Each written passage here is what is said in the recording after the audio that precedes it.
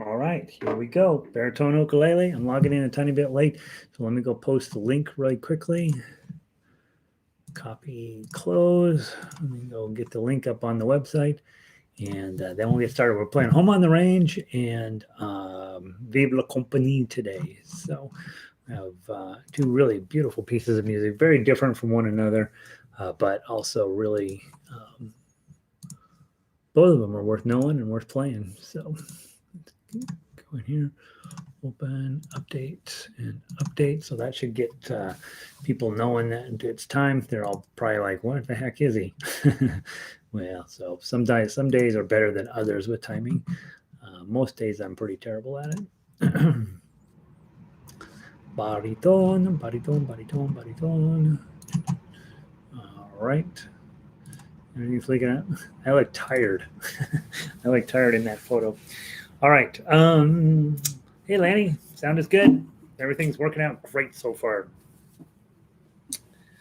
All right. Thank you guys for always letting me know whether the sound is good when you log in, and also how the weather is and where you're from and all that good stuff.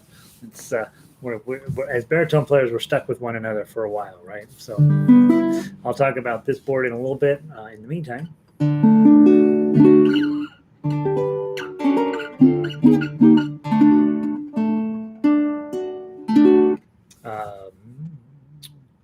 Let's grab Home on the Range. Let's get started on that first. We'll wait just a minute or two to get everybody logged in and settled down and in their place. Got busy. It turns out that I can tweet our sessions directly from the YouTube's login now, and I can put them on Facebook too, but I don't know if I want to do that yet. Facebook's one of those places where I'm like, I don't know what to think about that. Probably ought to be doing that. And so I tweeted out the previous class. I am not tweeting this one, and went and saw what it looked like, and it looks pretty good. So it actually is, if you tweet it, or I assume Facebook, is actually live at the moment that you're doing it. And then it saves probably and then it obviously saves the recording. So it's fascinating, this interconnectedness of everything. So all right, let's give this a whirl. Beautiful. Let's see, Carol's in today, and Linda's in. The pic of me, it looks tired. I am a little tired. Jack is in. Sound is good for him. Terry? Yeah. Terry really just needs to open his window and he can hear me. He lives right over there. Yeah. Let's see. Carol's in. She lives right over there. It's a little bit farther. Not -9 this morning. We got 9 inches of snow in Nathrop. All right, so she lives up on the hill. A pretty legit hill, by the way. And so she lives in a different ecosystem than I live in. Clay's in from Northern California. Vic's in from very, very Northern California. And they call it Oregon. Michelina's in from Oregon. Arlo's in from West Denver here. Carol, I hardly ever post on Facebook, but I am willing to post how wonderful these lessons are if you want. Oh, Carol, that's very sweet. I think it's, obviously it's up to you guys, right? If you want to, it can't hurt, but you also have to know, you're like, well, what I find with most people, sort of the uninitiated, one time somebody says, well, what have you figured out? Or I don't remember how exactly the conversation went, but basically, what have you figured out about where your students come from and who sticks around and all that? And what I know for sure is that the people that I know in my daily life, going through life, they're not coming around. They're not going to be doing ukulele. They're not going to do harmonica. They're not going to do guitar. And it's odd, right? Because they're like, well, here's this guy who seems to know what he's doing. That would be, I could get it for free. But they just don't, it's just, they know me in real life, and they don't see me as a teacher, or they don't see me as a musician necessarily. So the fact that I'm doing this is not something that they just don't put those two together. Whereas if people who meet me in my professional life, that's what I am to them, and so they're much more comfortable with this. So when you share stuff on Facebook, it's one of those things like, oh, I didn't know you're taking ukulele lessons. And then they sort of kind of have this tendency to put that as this off to the side, um, and maybe may or may not be interested in the fact that you're doing it. And so I always tell people, you know, your audience that you are looking for is probably not your family and friends because they know you in a different way.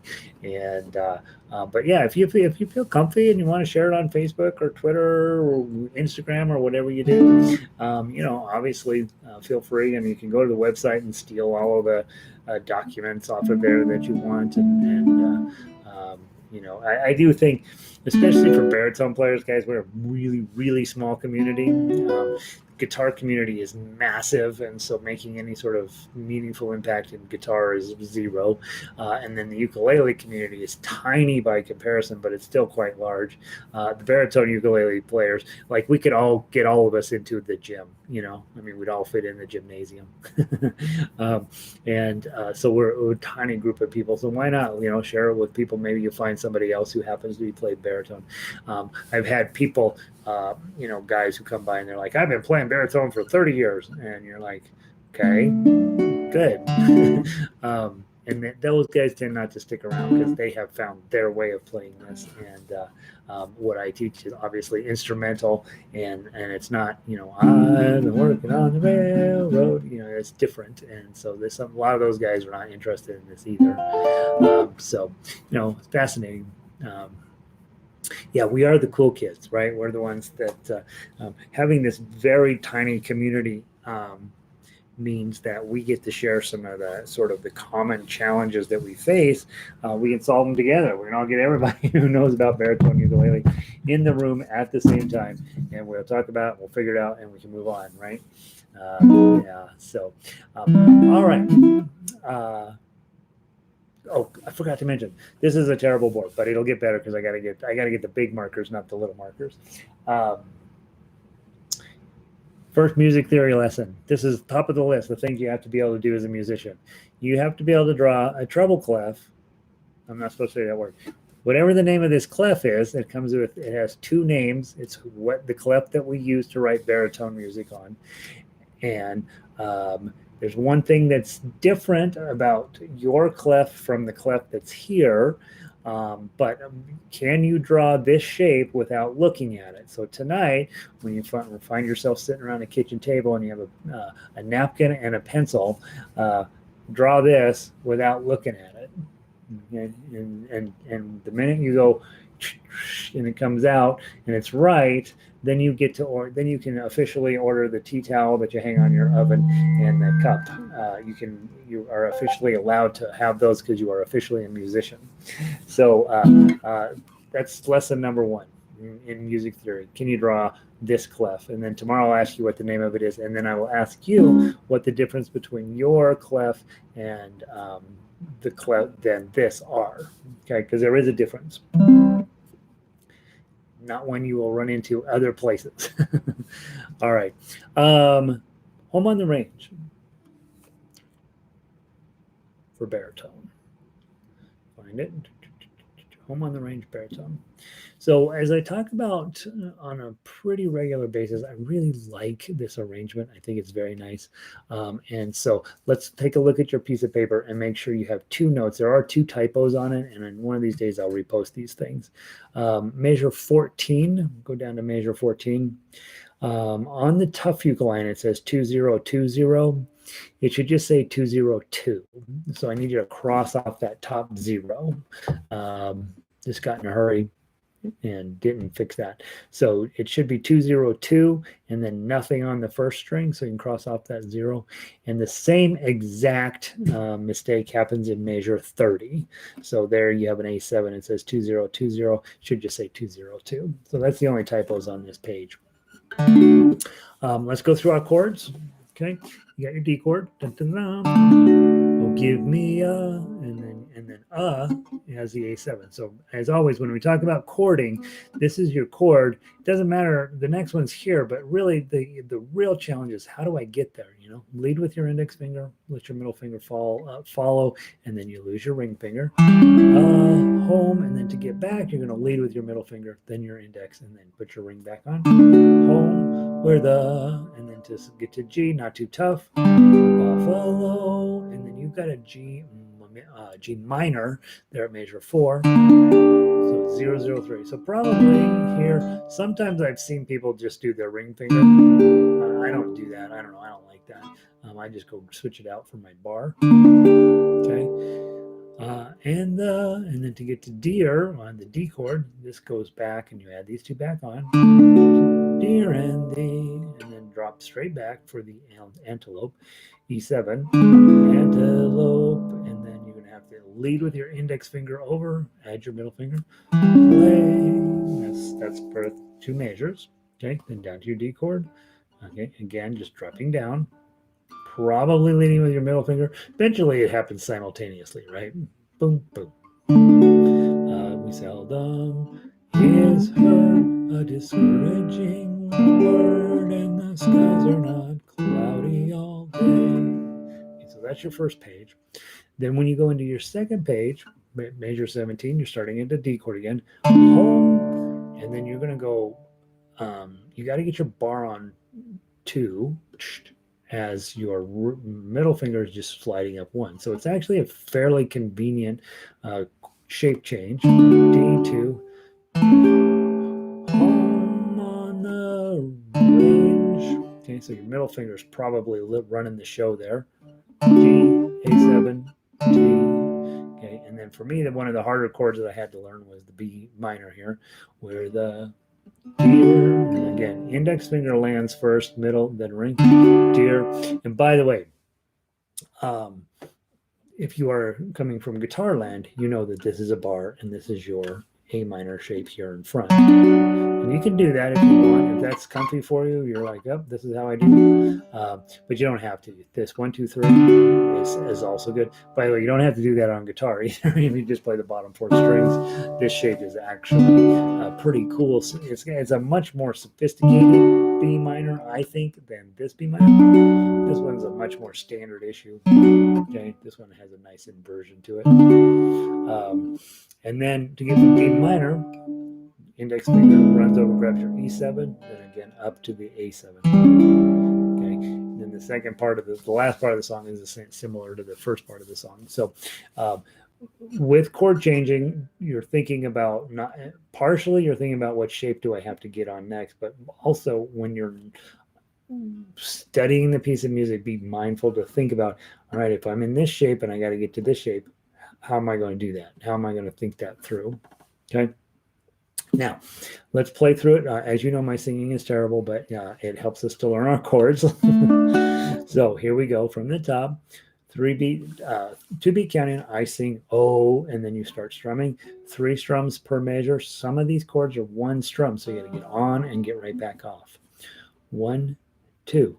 Oh, give me a home where the buffalo roam, and the deer and the antelope play.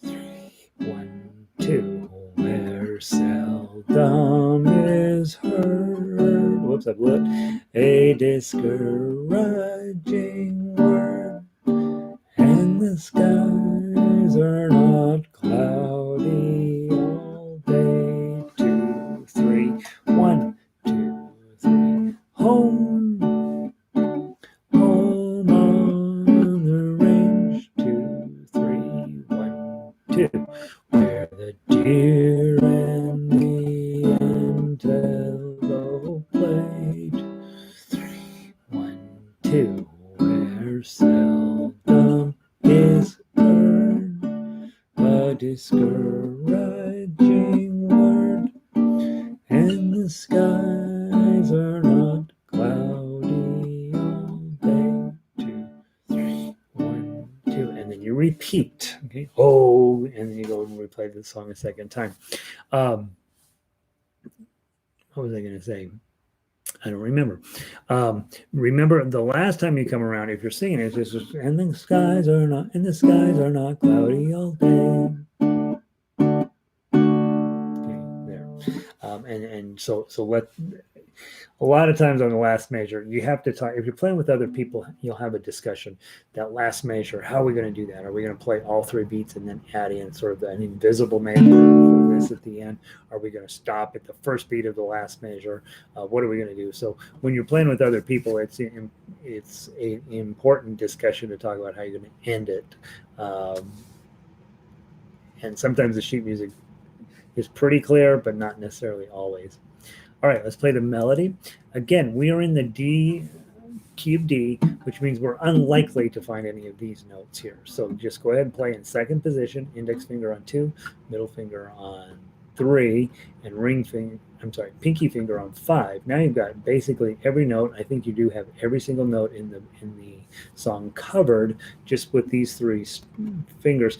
You don't got to go, moving around and stretching or anything. Everything's just nice and neat and convenient. Okay, you're just playing in second position. Here we go from the top. 1, 2.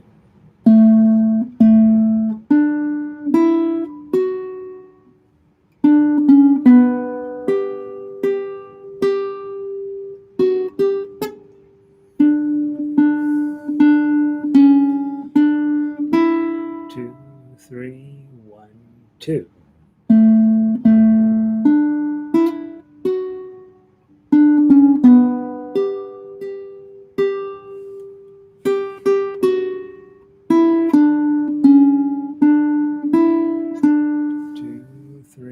1, 2, 3, 2, 3, 2, 3, 1, 2.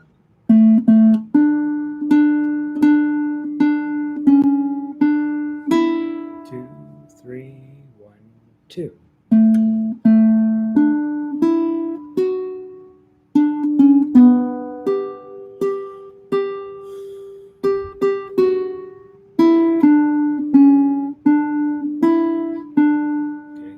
Repeat, or if you were playing the second inning, you're finished. Okay. All right. So hopefully the melody is working out for you. Nice country feeling melody. If you live anywhere west of the Mississippi, this is a song for us. It's actually the Kansas State song, but we can, and all of us cowboys out here on the range, we can all take ownership of this.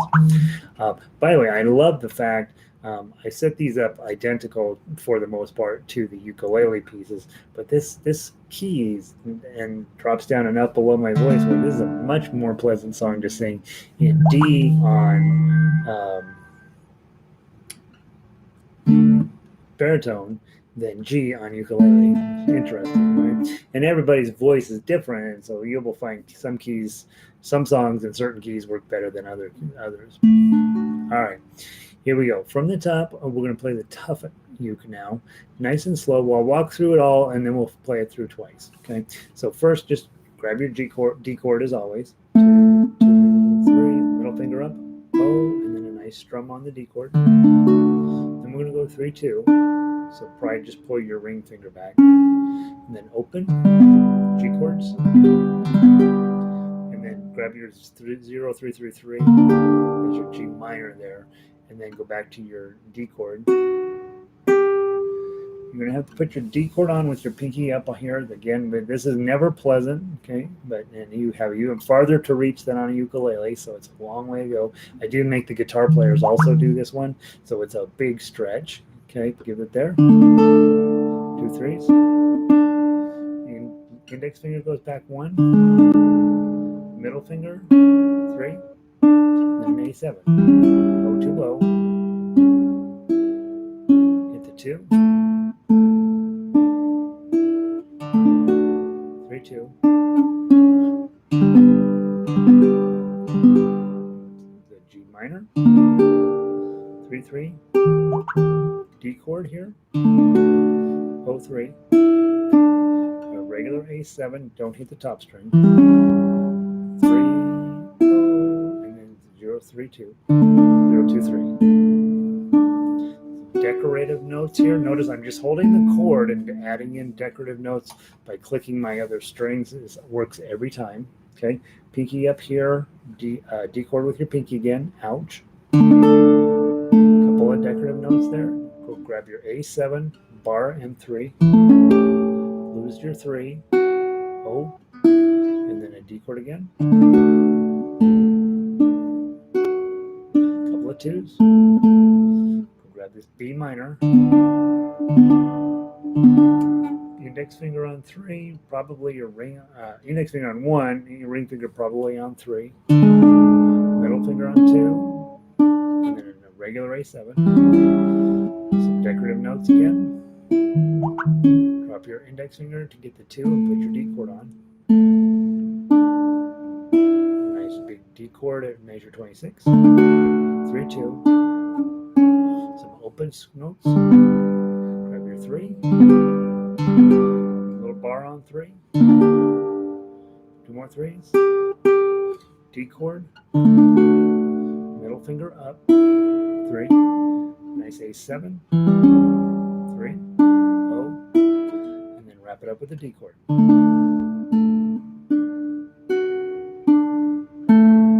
then you go back and repeat it. Second time you come through, you're going to skip 31 and 32. Notice they have a bracket above them with a 1. That means you play the part in underneath that bracket the first time. You don't play it the second time. The second time, you're going to jump from the end of 30 to 33, and then you're going to end up with the same basic idea here, except for one thing. Okay, you're going to do your final D chord, 2, 3, and then your hand lickety split, bar on 7, pinky on 10. That's your high D chord right there. Okay. All right, guys, I got a million texts going on. I'm pretty sure all of them are going to wait, and so please, I apologize. You're hearing this blip, blip, blip, blip, blip. Usually that means that there's something going on in the family text. That's why I'm ignoring it. Usually that's what it means. Sometimes it means there's an emergency, but they'll call me if it's really an emergency. All right, from the top, nice and slow. We're going to play it 2 times through, all the way down through 32, come back, and then skip 31 and 32 the second time. And remember, this is a song, play it super slow until you feel like you really have it, and then you can start speeding it up. So I will try to play it at a pretty slow pace. And of course, if it's too quick for you, play the melody. And then when you're working on it on your own at home, then let yourself play at whatever speed you need to. Okay, from the top. 1, 2.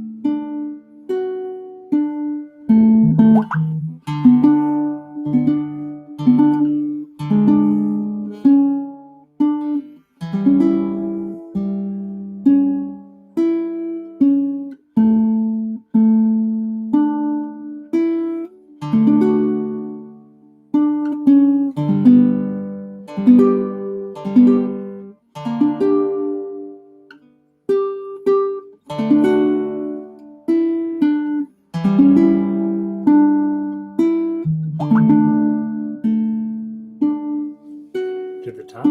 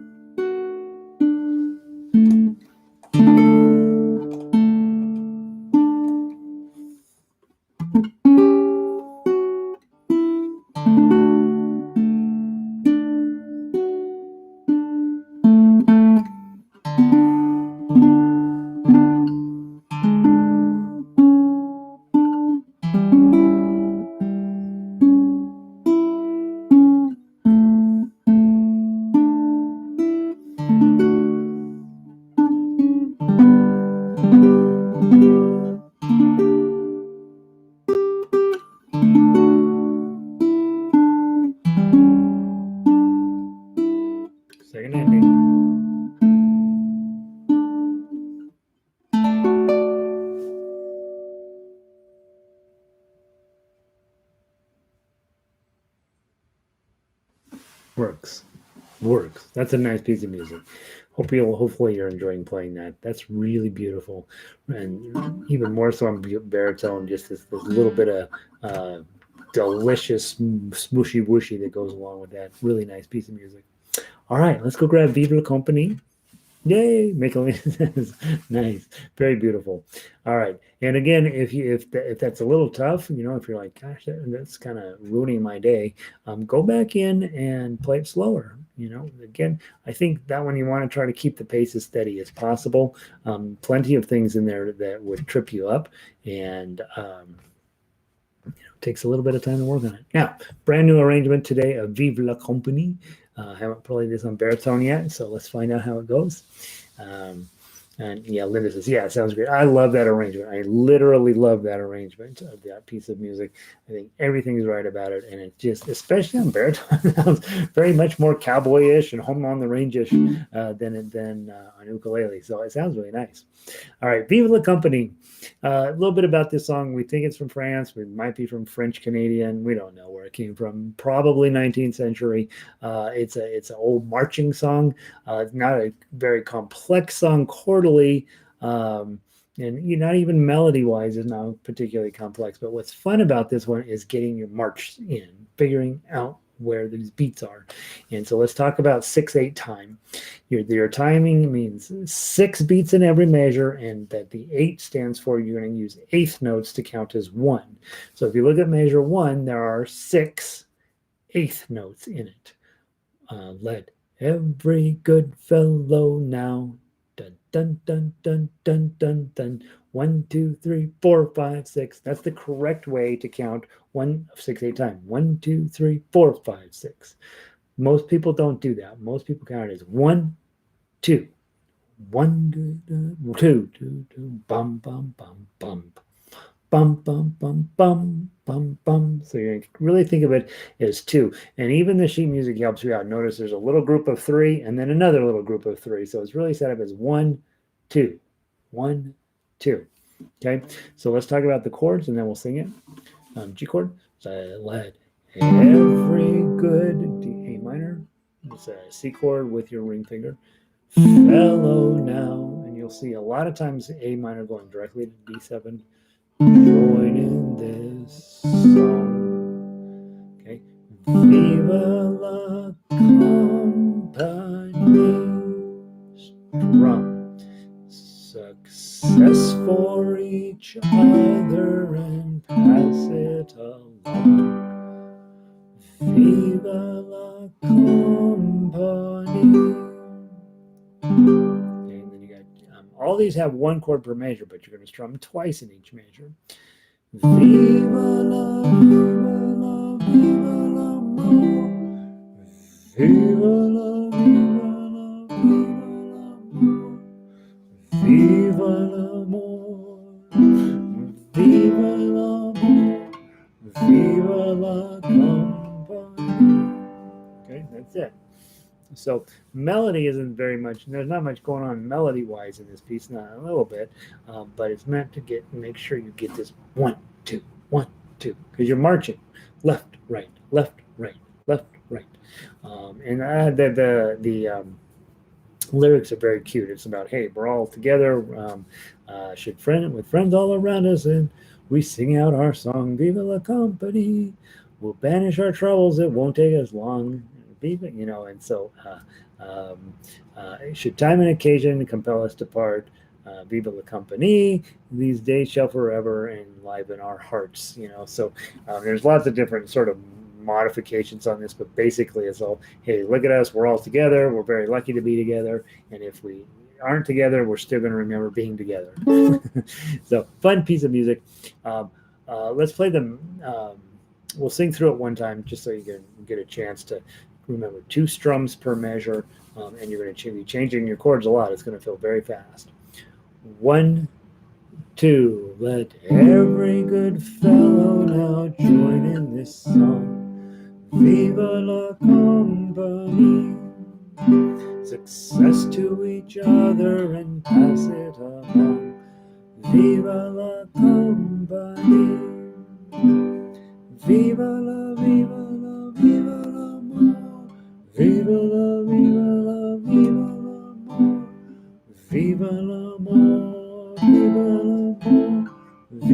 la compagnie. You would repeat, okay? So when you're in 6/8, it usually is a pretty jaunty pace. Even though you're only going to strum twice in a measure, you better be ready to move. Now you can do triplet stroke, but then it gets kind of crazy. Should let every good fellow now join this song. That's too much. Don't do that. All right, melody. Let's play those from the top. 1, 2. 3, 3, 3, 3, 2, 0, 3, 0, 1, 0. 3, 3, 3, 5, 2, 3. 3, 3, 3, 3, 3, 2, 0, 3, 0, 1, 0. 3, 3, 3, 5, 2, 3. Slide up. 7, 7, 7, 7, 7, 7, 8, 8, 8, 8. 5, 5, 5, 5, 5, 5, 7, 7, 7, 7. 3, 3, 3, 3. 5, 5, 5, 5. 2, 2, 2, 0, 2, 3. Okay. Not a ton in the melody there, but remember, it's almost a drinking song, right? We don't want it to be super complicated to make it hard to sing. We want it to be very easy to sing.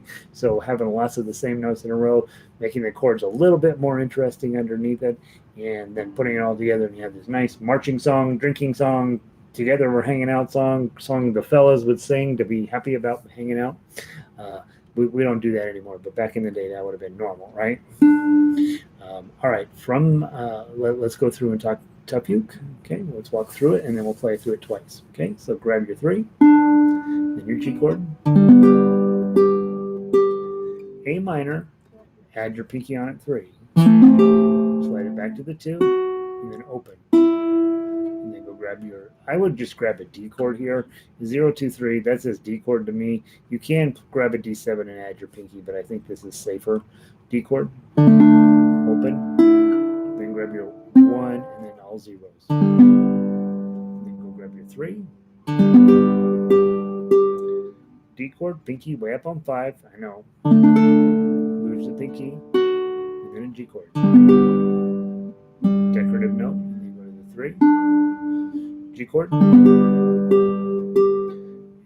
A minor with the 3, pull it back to 2, open, and then a D chord, open, 1, and then all opens, and a nice 3, D chord with a 5, 2, G chord, decorative. Put your ring finger on the 7, because otherwise what's going to happen, you're going to need that pinky finger for the 8 that's in the next measure. So just use your ring finger on 7. Play that. Pinky on 8, bar on 5. Okay, do that. We're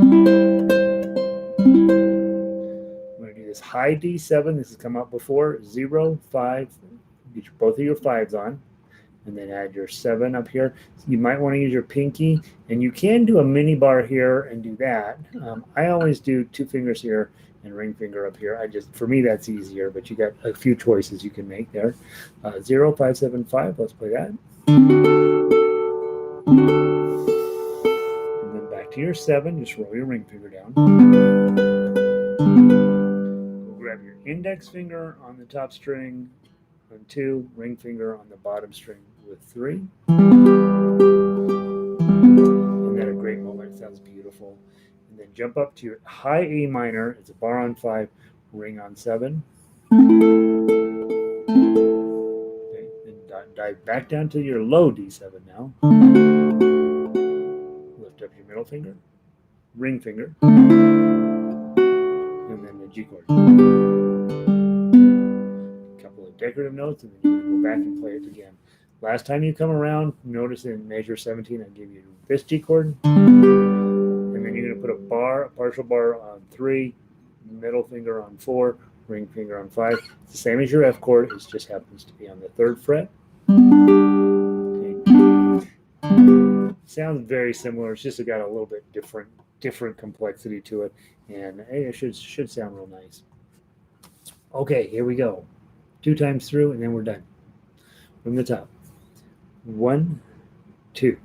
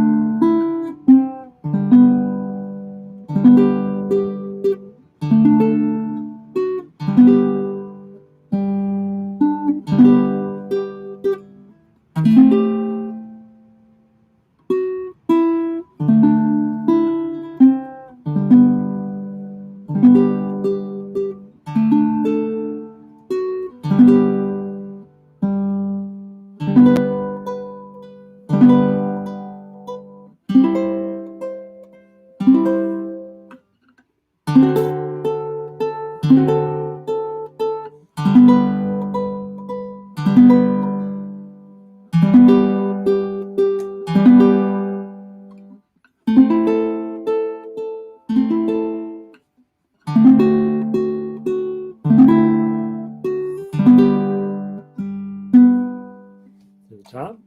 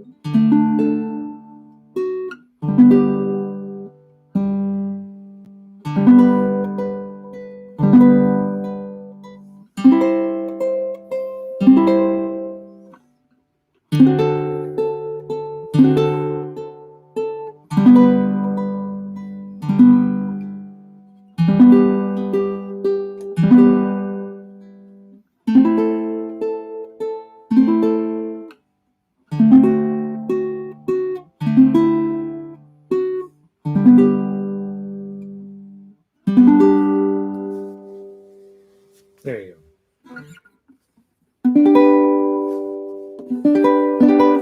Maybe even higher. Go to the high C to do that one. High G. All right. That's what I know about baritone ukulele today. Remember, if you're book 1, La Compagnie is not meant for you. If you are book 2, La Compagnie, and just making sure that Home on the Range is going well for you should make sense. And then you're working on, can I draw a clef without looking at one? That would be one of your activities for the evening. And tomorrow we will be playing. Double check. Tomorrow we're going to be playing the key of D arpeggio, so you might want to take a peek at that early. That's another one of these where we poke at like this, and then we will go back tomorrow to Studio by Torrega. So again, lots of this, right? So we're going to get your right hand all figured out. Tomorrow is going to be a right hand workout, and you'll be delighted by your massive skill set at the end of the day tomorrow. And then on Thursday we'll play Vive la Compagnie again. And Friday we also have Simple Gifts, which is one of my favorite songs ever. So by the time we get to Friday, we're going to have some really nice tunes ready for you to play. And then remember, next week I will not be here, but I will definitely leave you some activities to keep you busy, so that every day you will have some reason to show up here and pick up some stuff and play. I'm not sure what I'm going to post quite yet, but next week I'm gone for the entire week. The following week after that, I'm going to move this class to 10 a.m. my time. So just to let you guys know, I'm running out of time in the day. My mornings are all crammed with nervousness trying to get ready for these classes, and then I don't have enough time at the end of the day to prepare for the next day. So what I'm going to do is I'm going to move guitar and baritone up to the earlier slot. I know for some of you that's going to mess up your day, and for some of you you're like, whatever, I'll show up whenever we're doing it. But I do need to move this from where right now we come on at 2 p.m. Mountain Standard Time. I have to move this up to 10 a.m. Mountain Standard Time, and so you'll be looking at, for most of you, that's earlier in the morning, to come and play baritone. And I hate moving the times around because we always end up losing a couple people, but hopefully we'll pick up a couple of people and it'll be a wash. But I hate losing anybody. That's the whole thing. And so, but I got to get a little bit more sanity in my life with some other stuff I got going on around here, and so I need a bigger chunk of time that's just dedicated to writing. And so that's what we'll be doing, starting not next week. It's just you be studying on your own. We're starting Christmas music. Week after that, we're going to move to the earlier time slot. So that's going to be that. And that's what I know. And I hope you guys having a great day out there. Be safe, do good, practice. We got 2 beautiful songs to practice today. Keep showing up. That's the key to becoming a great baritone player. And like and subscribe. And so baritone will be 9 a.m. Pacific Standard Time. Yes. I hate those time zone questions. Is like, do I add or subtract? So we'll be meeting at 10 a.m. my time, not next week, but the week after, which is 9 a.m. Pacific Standard Time. So yes, that's what we're going to be doing, so that I have more time in the afternoon to get stuff done around here. And don't feel quite so crazy every morning getting stuff posted. So that's the plan, and I will see all of you guys tomorrow. And go home, practice. Take a look at your D arpeggio, because that's going to be a full hour of serious focus to get that one out. Okay. Diane says hi and bye. And Diane, I'm headed over to the shop today. I want to take a few pictures of the baritones I got, and I'll send you a copy. Have a wonderful day. I will see all of you mañana.